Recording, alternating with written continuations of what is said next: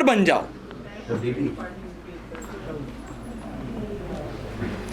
اگر آپ کو دنیا میں کوئی کام نہیں ملتا تو لیڈر بن جاؤ. تجارت کرنے کے لیے سرمایہ کی ضرورت ہوتی ہے, کھیتی باڑی کرنے کے لیے محنت کی ضرورت ہوتی ہے, اور نوکری کی بات چھوڑ دیجئے, پہلے تعلیم کی ضرورت ہے, پھر سفارش کی. سفارش کے بغیر چپڑاسی کی نوکری بھی نہیں ملتی. ہاں, لیڈری سب سے آسان چیز ہے. نہ سرمایہ کی ضرورت, نہ محنت کی, نہ تعلیم کی, نہ سفارش کی, اور مزے ولایت پاس سے بھی زیادہ. جدھر جاؤ عزت, زندہ باد کے نعرے, جلسے جلوس, مرغ پلاؤ.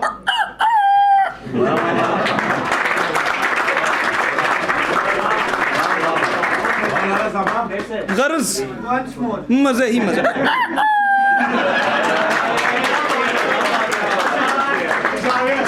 اب آپ پوچھیں گے کہ لیڈری کا نسخہ اور اس کی ترکیب استعمال کیا ہے.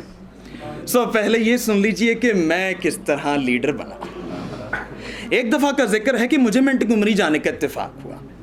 شہر منٹگمری سے 10-12 میل کے فاصلے پر میرے ایک ذمہ دار دوست تھے. ان سے کچھ کام تھا. میں لاہور سے انٹر کلاس کے ڈبے میں بیٹھ کر منٹگمری پہنچ گیا. جب گاڑی اسٹیشن پہ ٹھہری تو میں نے دیکھا کہ پلیٹ فارم پر سینکڑوں آدمیوں کا ہجوم ہے. بہت اچھے, بہت اچھے. میں نے دیکھا کہ پلیٹ فارم پر سینکڑوں آدمیوں کا ہجوم ہے اور بہت سے لوگوں کے ہاتھوں میں پھولوں کے ہار ہیں. گاڑی ٹھہری تھی کہ یہ ہجوم بھاگتا ہوا انٹر کلاس کے ڈبے کی طرف بڑھا, جس میں ایک میں اور ایک سکھ مسافر تھے. ایک معزز آدمی نے جھٹ میرے ڈبے کا دروازہ کھولا, مجھ سے مصافحہ کیا. میں باہر نکلا تو لوگوں نے میرے گل میں پھولوں کے ہار ڈالنا, مصافحہ کرنا شروع کر دیا. میں حیران تھا کہ یا الہی, یہ ماجرا کیا ہے. بات یہ تھی کہ اس شہر میں اسی ٹرین سے یو پی کے مولانا رفاقت علی لاہور سے آنے والے تھے اور مسلمانوں کے ایک جلسے میں تقریر کرنے والے تھے. اتفاق یہ ہے کہ نہ تو مولانا کبھی پہلے منٹگمری آئے تھے, نہ منٹگمری کے کسی شخص نے مولانا کو پہلے کبھی دیکھا تھا. ڈبے میں ایک میں تھا اور ایک سکھ. میں بھی باریش تھا اور خالصہ جی بھی. اگر خالصہ جی اکیلے ہوتے تو شاید انہی کو مولانا رفاقت علی سمجھ لیا تھا. دکھ ہے, دکھ. بہرحال مجھے مولانا سمجھ لیا گیا. میرے جی میں آئی کہ حقیقت حال بیان کر دوں اور کہوں کہ میں مولانا رفاقت علی نہیں. لیکن پھر سوچا کہ اس میں میرا بگڑنا ہی کیا ہے. ایک دن لیڈری کر کے بھی دیکھ لینی چاہیے. دل میں سوچا کہ تقریر کرنی پڑے گی, کیونکہ مولانا کا یہاں بلائے جانے کا یہی مقصد ہو سکتا ہے. اور میں نے کبھی تقریر نہیں کی.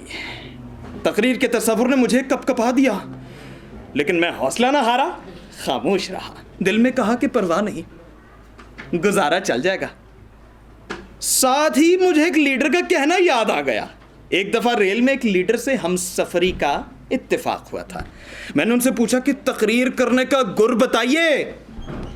لیڈر صاحب نے جواب دیا کہ تقریر کرنے کے لیے کھڑے ہو جاؤ اور یہ تصور کر لو کہ جتنے آدمی تقریر سننے کے لیے جمع ہیں سب کے سب الو اور گدھے ہیں. ان میں مجھ سے زیادہ لائق کوئی نہیں. اس تصور کے ساتھ جو جی میں آئے کہتے جاؤ. بہرحال میں نے فیصلہ کر لیا اور اپنی شخصیت کو ظاہر نہ کیا. لوگوں کی بھیڑ بھاڑ میں اسٹیشن کے باہر پہنچا تو وہاں جلوس کا انتظام تھا. مجھے ایک شاندار جلوس کی شکل میں شہر تک لے جایا گیا. راستے بھر پھولوں کی بارش ہوئی اور مولانا رفاقت علی زندہ باد کے نعرے لگتے رہے.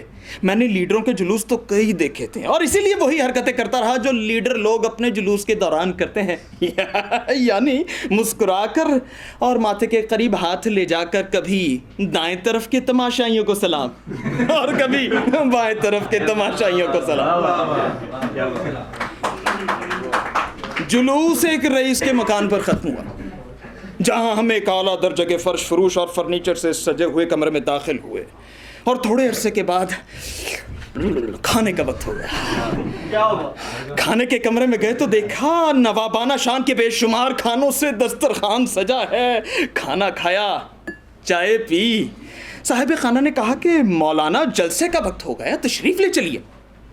مجھے تشویش تو یہ تھی کہ مجھے تو یہ بھی معلوم نہیں کہ تقریب کیا ہے، جلسہ کس بات کا ہے، تقریر کس موضوع پہ کرنی ہے۔ اگر میں نے یہ باتیں نہ پوچھی تو راز افشاں ہو جائے گا۔ میں اسی سوچ میں تھا کہ صاحب خانہ کا بچہ کھیلتا ہوا اندر آیا۔ صاحب خانہ نے اس سے کہا کہ ادھر آ بیٹا، مولانا کی خدمت میں السلام علیکم عرض کرو۔ بچے نے میرے پاس آ کر السلام علیکم کہا اور میں نے وعلیکم السلام کہہ کر اس سے ہاتھ ملانے کے بہانے وہ اشتہار لے لیا جو اس کے ہاتھ میں تھا اور کہا کہ تم اس کو پڑھ سکتے ہو۔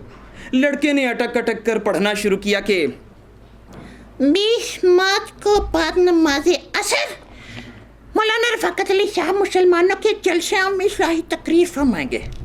اب مجھے اس اشتہار سے یہ تو پتہ چل گیا کہ اصلاحی تقریر کرنا ہے، لیکن اس کا مطلب اور میں اس موضوع پر کیا کہہ سکوں گا؟ میں نے دل کو حوصلہ دیا کہ تمام حاضرین الو ہی ہوں گے اور میں ان سب میں لائق۔ جلسہ گاہ پہنچے، پہلے مقامی حضرات کی تقریریں ہوتی رہیں، اس کے بعد تالیوں کی گونج اور زندہ آباد کے نعروں میں تقریر کرنے اٹھا اور گویا یوں ہوا۔ میرے بھائیوں، میں آپ کا شکر گزار ہوں کہ آپ نے مجھے یہاں آنے اور تقریر کرنے کی عزت بخشی۔ آپ کی ہمت قابل داد ہے کہ آپ نے مسلمانوں کی اصلاح کا عزم کیا ہے۔ مسلمانوں کی حالت بلا شبہ قابل رحم ہے۔ جوا کھیلتے ہیں، شرابیں پیتے ہیں اور سنیما دیکھتے ہیں۔ سنیما میں جاؤ تو دیکھو گے کہ زیادہ تماشائی مسلمان ہے، اور سنیما میں ہر شب اور ہر شو میں اتنی بھیڑ ہوتی ہے کہ لمان۔ ویسے بھیڑ تو ریل میں بھی بہت ہوتی ہے۔ پچھلی دفعہ جب میں جلندھر گیا تو بھیڑ کی وجہ سے ٹرین پر سوار نہ ہو سکا، اور شالامار باغ کے میلے میں بھی بھیڑ کم نہیں ہوتی۔ پولیس کے سخت انتظام کے باوجود ایسی دھکا پیل ہوتی ہے کہ لوگوں کے کپڑے پھٹ جاتے ہیں۔ آپ میں سے جو لوگ لاہور گئے ہیں انہوں نے شالامار باغ ضرور دیکھا ہوگا۔ شاہان اسلام کی یادگار ہے، اسلام زندہ باد۔ ہر سال یہاں میلہ لگتا ہے۔ اس میلے میں خلیفہ کے کباب اور قصوریوں کا مرغ مسلم کھانے کی چیزیں ہوتی ہیں۔ کباب بھی عجب چیز ہے اور یہ مسلمانوں کی ایجاد ہے۔